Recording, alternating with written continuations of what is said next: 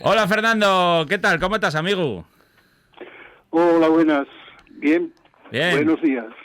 Yo ya conté a Borja que tuviste aquí, que es una auténtica enciclopedia en el mundo de la Bueno, sidra. hombre, Bueno, sí, eso ya lo digo yo, que sí que lo oyes. Pero, tampoco hay pero que exagerar. Borja púsote deberes para que falares un poco de la sidra champanada, ¿no? Sí, eso me dijo, sí. Vale. Cuéntanos algo, que tú sabes mucho de esto. Uf. A ver, ¿por dónde quieres que empiece? Porque es que hablar de sidra champanada en Asturias y hablar de la historia de la sidra, por así decirlo.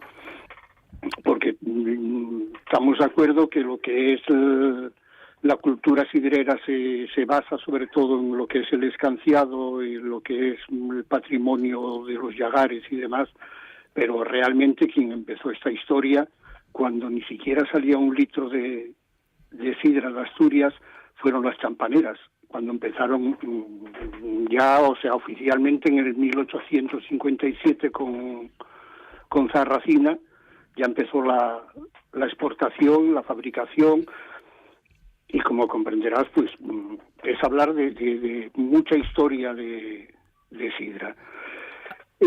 Como caso curioso, por ejemplo, ya que estamos hablando de Zarracina, podemos hablar de que, bueno, Zarracina empezó su fabricación, sus primeras botellas en la Asturiana, se llamaba la fábrica, en Gijón.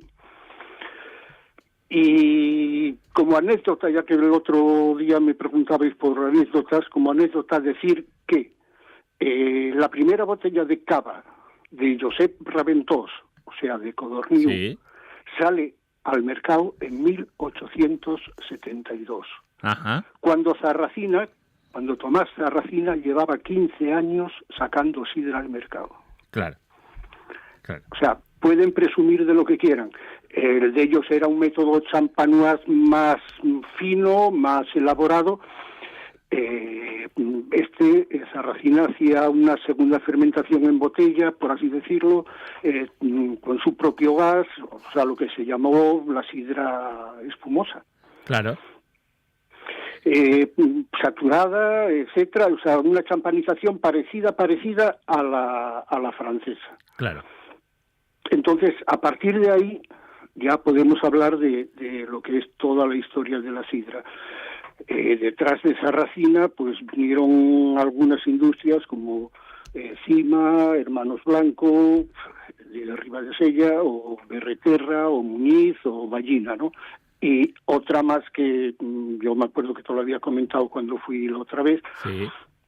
Peón Hermanos de Villaviciosa. Sí, pero lo sorprendente es que son casi todos de costa, ¿no? Sí, quitando, por así decirlo, entre las primeras que hubo,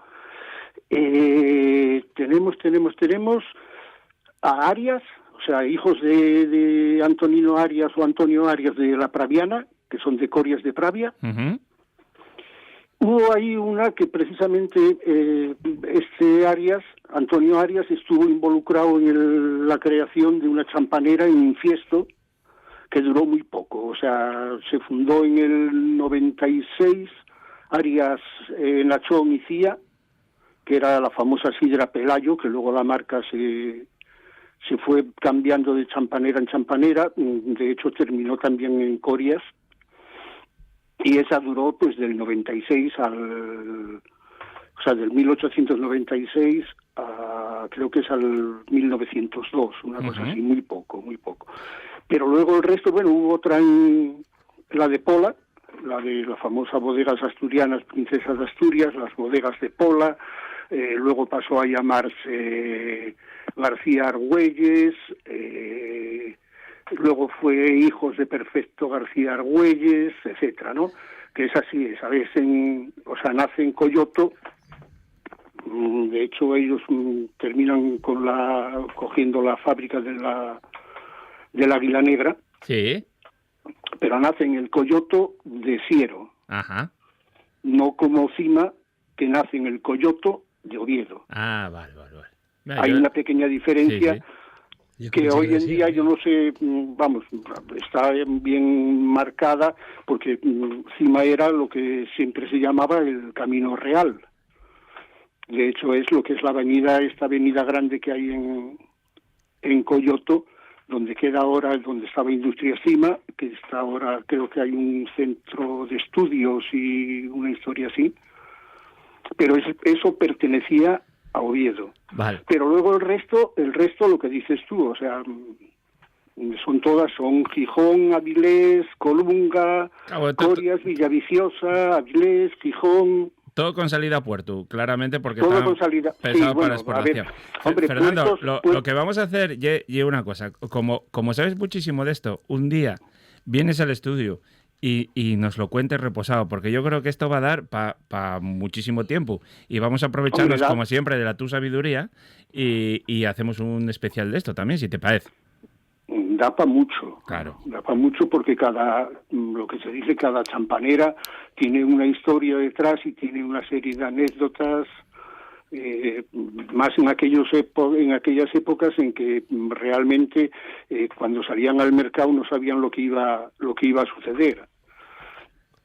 Incluso en envíos, como pasó, por contar otra pequeña anécdota, como pasó a José Cima, o sea, a Industrias Cima, que cuando él es un regresado de Cuba, un inmigrante regresado con dinero, por así decirlo, y lo que hace es invertirlo todo en principio en una fábrica de sidra. Él busca el enviar sidra a Cuba, precisamente porque él sabe que allí hay necesidad de sidra, o sea, que la gente quiere sidra en Cuba. Comienza a hacer una serie de experimentos buscando la champanización, buscando el que no se estropee la sidra al enviarla. Date cuenta que son muchas millas entre un puerto y otro. Y bueno, aquí hay una pequeña diferencia según a quien leas, de fechas, pero vamos, más aproximadamente es entre el 1878, 1879, 1880, por ahí. Él manda la primera remesa de sidra, embarca la primera remesa de sidra hacia Cuba. Llega sin problemas, lo que pasa que en el momento que empiezan a desembarcar los palés, las cajas salen todas mojadas, botellas abiertas, o sea, vamos, como quien dice que se hizo una espicha en alta mar. Claro. Que el motivo no era otro que el paso del Ecuador, o sea, el cambio de atmósferas, las botellas, entre eso y el balanceo del barco, las botellas reventaban una detrás de otra. Claro. Y se le fue al carajo todo el trabajo de 2 o 3 años y tuvo que volver a invertir dinero hasta que lo consiguió. Vale. Fernando, vamos a hacer una cosa. Dime. Vamos a dejarlo aquí y quedamos un día, vienes al estudio y ya hacemos un repaso así, un poco más detallado de todos los detalles. ¿Te parece bien, vale? Vale, perfecto. Venga, un abrazo fuerte. Muchas gracias. Muy bien, Gracias. igualmente. Venga, chao. Hasta luego, David. Hasta luego. Bueno, Fernando Paredano, la sidra sobre papel y una auténtica base de datos, seguirlo en redes sociales porque está todo el día poniendo cosas y presta por la vida, ¿no?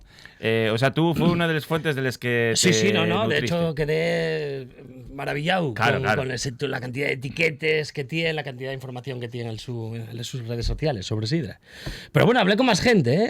Gente de los champaneres y aparte de Fernando Paredano, hablé con una persona que me dejó, vamos, totalmente estupefacto, tío, porque teníamos que venir a Gijón a unas cosas y la pena ya que se me acabó, quedame poca batería, estuvimos hablando, sentéme ahí en una cafetería a hablar con él, estuvimos hablando cerca de 1 hora y media por teléfono, yo estaba entretenidísimo, no paraba de contarme cosas interesantes sobre la sidra, tío, y era nada más y nada menos que Manuel Cravifoix Cuesta.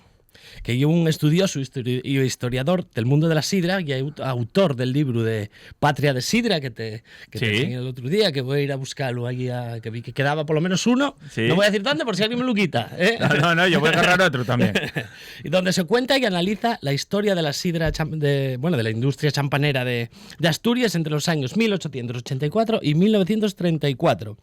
Y él también hizo una exposición con más de 700 piezas de la industria de la sidra champanada, que la hizo en el Centro Cultural Antiguo Instituto en el año 2019. Y bueno, voy a decir también que me dio el permiso para decirlo, que esta publicación suya se puede descargar en este estudio, el estudio de Manuel Cravifoix, puede descargarse en la web del Ayuntamiento de Xixón. ¿Vale? Y tienlo ahí disponible y tal. Y también me dijo que estaba haciendo cosas nuevas, que iba a publicar cosas muy interesantes en breve, pero no me adelantó nada.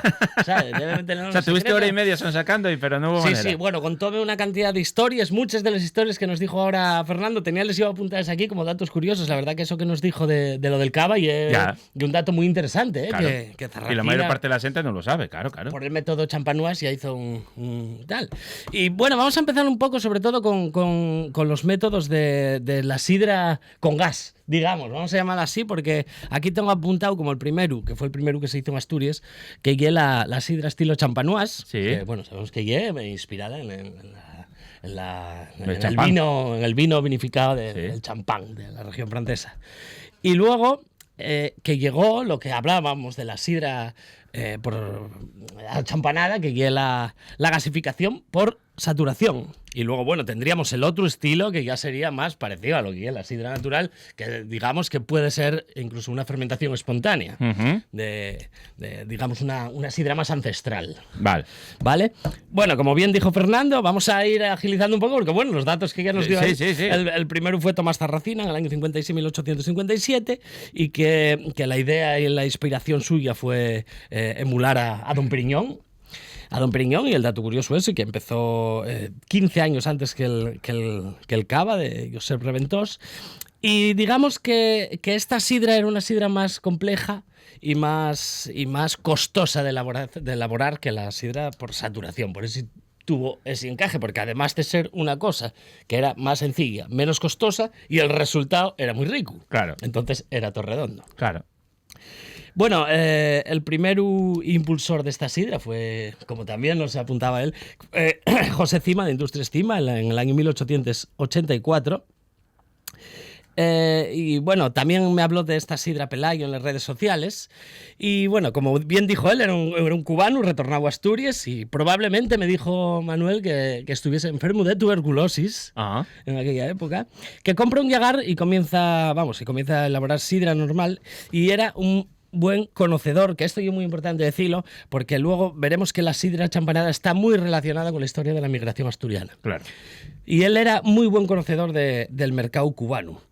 En todo el mundo comienza, desde esta historia de Cima, comienza una vinculación muy importante de Asturias con el mundo de la sidra, como hablamos tú y yo el otro día, incluso, y nos apuntaba él también, más importante internacionalmente que lo que era la sidra natural, que yo creo que no está bien ni mal, sino que son productos diferentes que unos encajen, y la otra cosa igual digamos, como ya ahora patrimonio de la humanidad, y algo muy interesante, muy curioso, y algo único, con mucha identidad, pero que hay algo nuestro, claro. ¿Sabes? Y algo muy nuestro. Y yo creo que también conservarlo así. Que tampoco, el que lo quiera tomar, que venga aquí a probarlo. Claro. Que donde lo van a escanciar bien. Claro. Bueno, sin duda, de cara al exterior y a la exportación, fue uno de los mayores reconocimientos de nuestra bebida estrella. Y esta sidra tenía muchos marquistas que elaboraban sidra champanada con sus marcas para vender al exterior.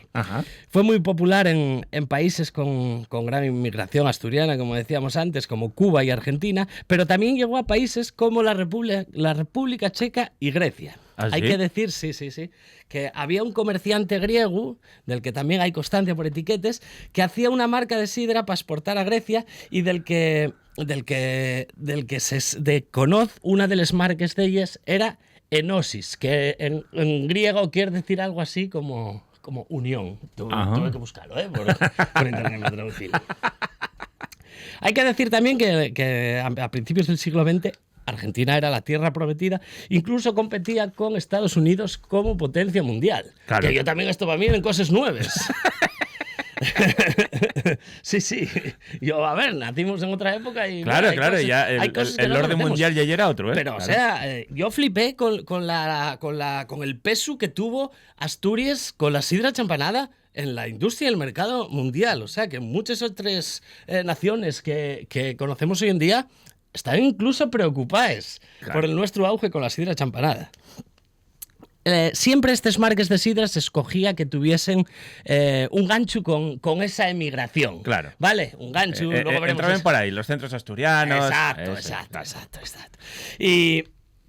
Y bueno, la sidra champanada también estaba como muy ligada a un consumo muy festivo, como ahora, a festividades como Navidad, celebraciones, cumpleaños y tal, pero también en muchos países tenía un consumo, digamos, diario, como en Argentina, donde además, dependiendo la zona, como por ejemplo Argentina, que tenía unos formatos muy particulares,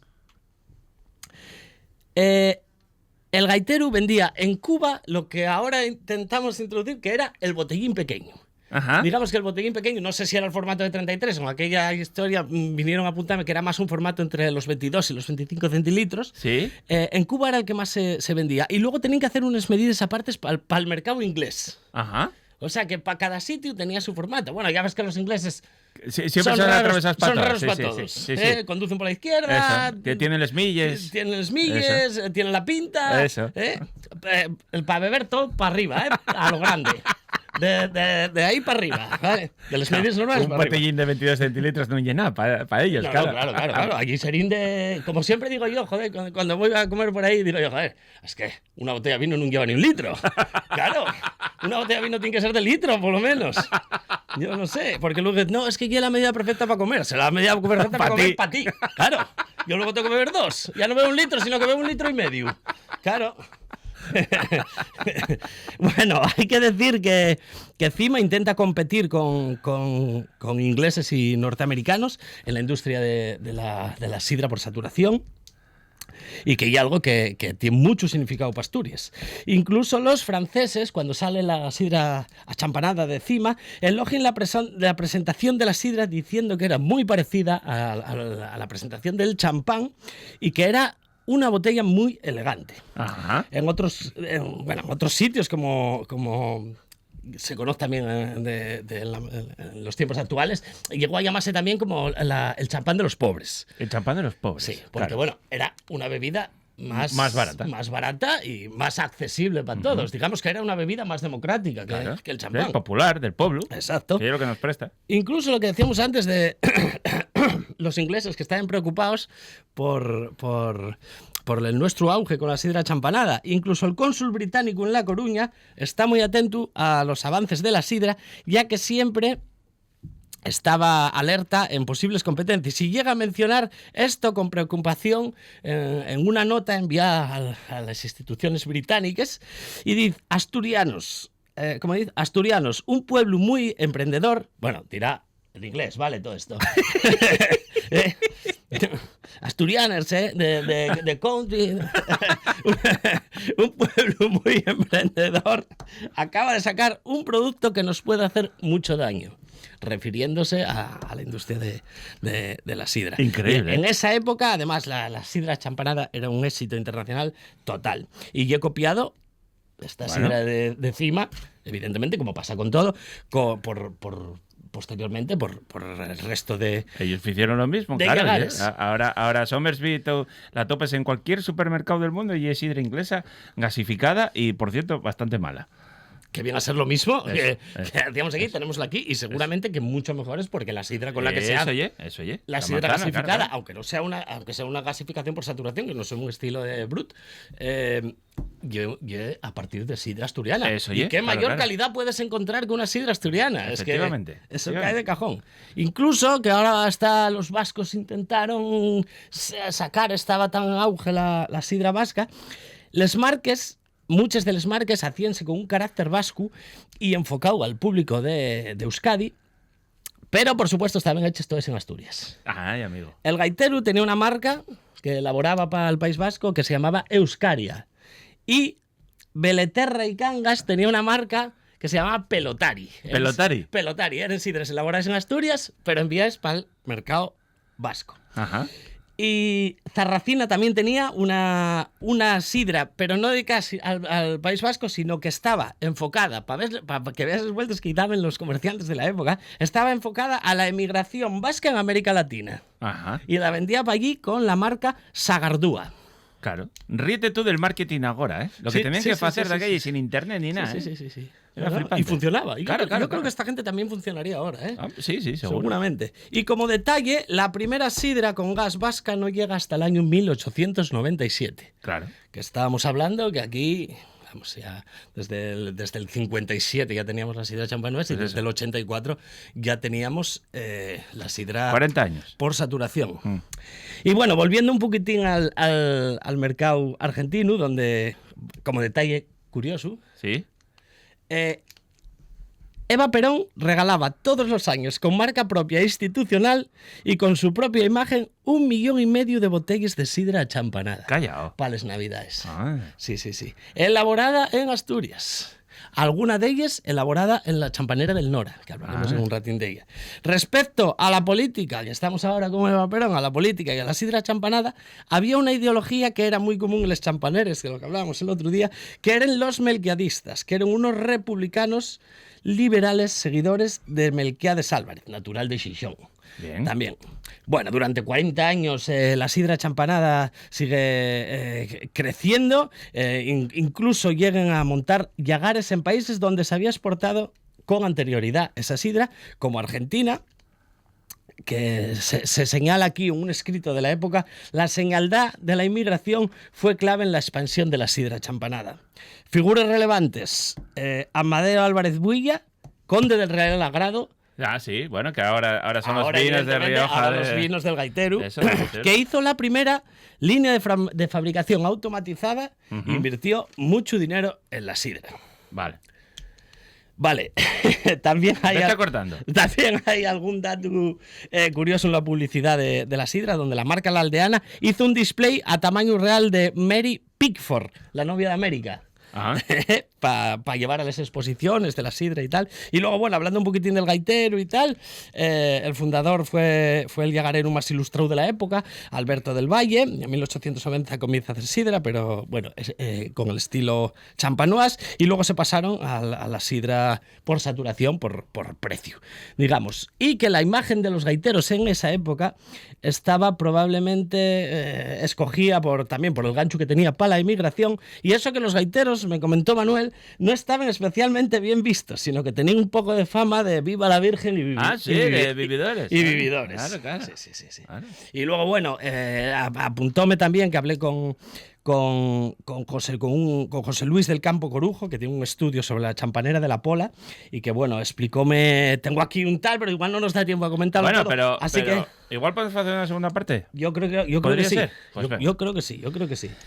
Emplazo a la segunda parte porque, bueno, fuiste rápido y conciso. Sí, yo intenté apurar todo lo que pude. No, muy bien. Estás trabajando bien, estás dejándome perplejo. Gracias. Un abrazo fuerte, como siempre, Borja. Un abrazo para ti también.